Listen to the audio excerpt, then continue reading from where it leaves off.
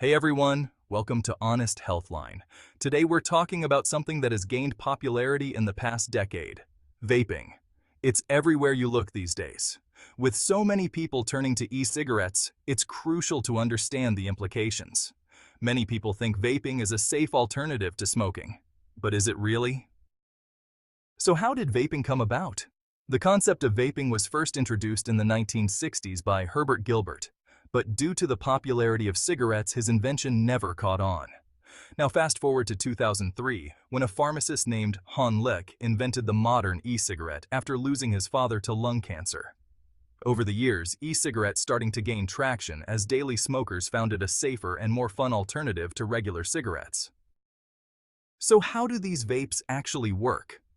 At their core, most vaping devices operate on a simple principle: heating a liquid solution to create an inhalable vapor. This liquid, often referred to as e-liquid or vape juice, typically contains nicotine, flavorings, and propylene glycol. Many people believe that the smoke from vapes is just vapor, but in reality, that smoke that it produces is actually an aerosol. Vaping's popularity exploded in the 2010s, particularly among young people, as we saw manufacturers spent $91 million on TV ads in 2014.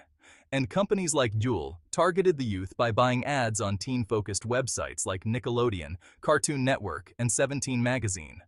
This sinister marketing tactics brought on a new wave of vape users.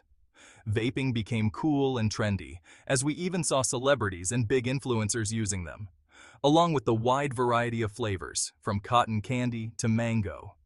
It became a more appealing way to smoke, with the influence of pop culture and delicious flavors. This perfect storm resulted in an unprecedented rise in vaping. The statistics on vaping are alarming. According to the World Health Organization in 2021, an estimated 82 million people were frequent vape users, and today more than 1 in 4 children use vapes. It's become so scaringly popular that even parents don't even know their own kid is an avid vapor. These are very concerning numbers, as the true amount of vape users are expected to be even higher. These statistics paint a grim picture of the vaping epidemic and underscore the urgent need for action. So what is actually in these vapes? While the exact composition varies, many vapes contain toxic ingredients that pose serious health risks. Vapes are filled with a cocktail of chemicals that most people would never knowingly choose to inhale. Let's start with nicotine, which we know is highly addictive, but it can also negatively affect brain development in young users. Next is acrolein, a toxic chemical commonly used in weed killers, designed to destroy plants, but when inhaled, it can cause irreversible lung damage. Then there's benzene, a dangerous substance used in petrochemical refineries. Vapes also contain several toxic heavy metals like lead, cadmium, nickel, arsenic, chromium, and aluminium. These heavy metals are usually found in batteries, toxic paint, pesticides, and even gasoline. Then there's one of its main ingredient, propylene glycol, which is used quite frequently today, including in brake fluids, cosmetics, and artificial smoke machines. Even diacetyl, a chemical that's been linked to serious respiratory issues.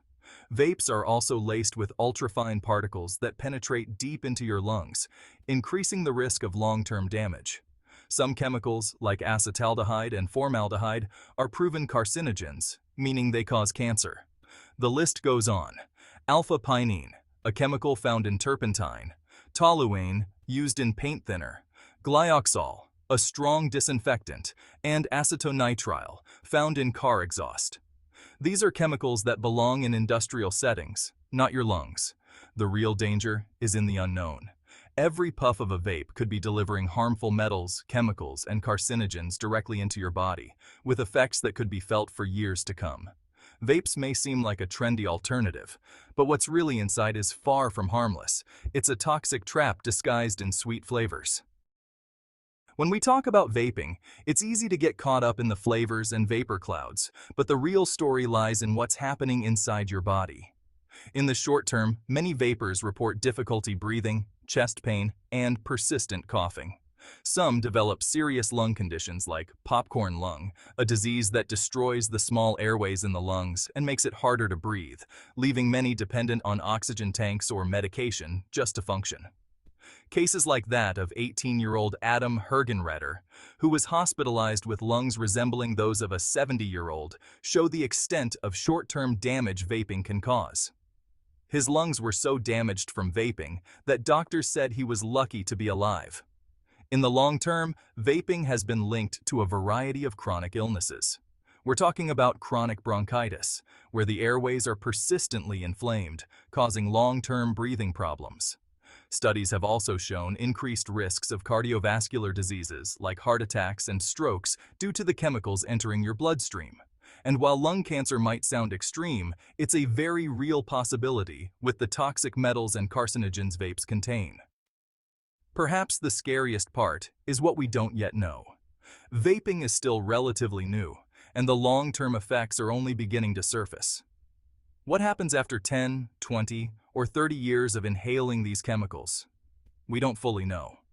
What we do know is that people are developing irreversible lung damage, heart conditions, and in some tragic cases, losing their lives at a young age. Cases like that of 17-year-old Piper Johnson, who spent weeks in the hospital unable to breathe on her own due to vaping-related lung damage, show that vaping isn't the harmless trend it's made out to be. It's leading to conditions we never expected and outcomes that are preventable if we take action now. Regulating vapes has been a struggle for governments worldwide. In the US, the FDA began regulating vapes in 2016, but enforcement is slow and loopholes persist. In the UK, regulations limit nicotine concentration, but online sales often lack proper age verification, allowing underage users access.